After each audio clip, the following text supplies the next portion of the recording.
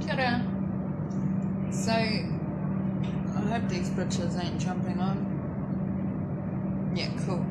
So, I was just watching one of the old videos, and I said that it was about patchwork, how the girls used to say, oh, I'd say, where are you going?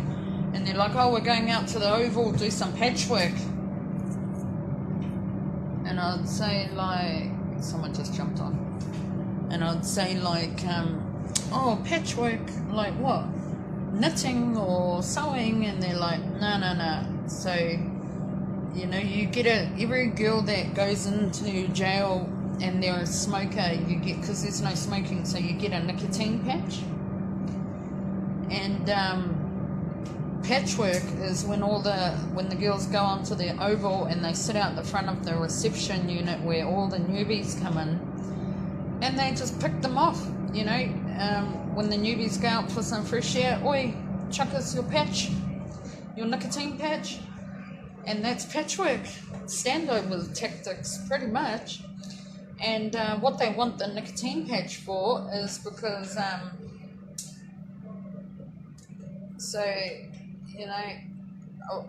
remember when I first got in there, the school, I was walking around with this chick. She was kind of showing me the ropes, and she was pretty up there. And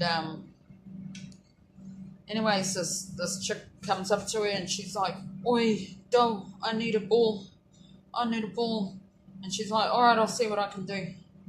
And I look at her like, holy fuck, who are you? You got a ball? And she's like, no, these balls, they're not, if you know your drugs, you know what I mean. She's like, nah. So every nicotine patch, it's only about, it's probably about that big. Slap it on your arm. Well, what they do is they grab that patch and they scrape it off. The back of it, the part that sticks to you, they scrape, and you end up with about 5, you should end up with about 5 little balls of nicotine. Then what they do is go to the library, get Bible papers. Otherwise, the toilet paper rolls, they come with oh my God, Nicola. Oh my God, you have no idea. I've caught 4 wrong trains and I've just caught another wrong fucking train. To Plymouth Street, stopping all stations direct to Plymouth Street. I'm quitting this because this has bummed me out. That's bummed me out big time. So it's the next morning. Yesterday, all up, I caught 6 trains and 4 buses. Fuck, I nearly died, I just kept missing the wrong train. Anywho, what I was up to was saying about, they go to the library, they get Bible papers, just ripped them out of the Bible, and then you go back to your room, your cell, and you get a tea bag, and you open that tea bag up, and tip all that tea bag is going to be your tobacco. Literally, tobacco. So, sprinkle that on your paper. Then you're going to want to break up that ball, that nicotine, and spread it right throughout. And then you're just going to get some toothpaste, and that's going to be the sticky part to roll your cigarette up. And that's what they do with patches. And you can make about 5. I'm just checking. Yep, coast is clear. Just went through the blue light district. Anyways, you can get about 5 cigarettes. Now, I just gave up cold turkey because I couldn't be bothered with the whole fuck around. I got a cigarette.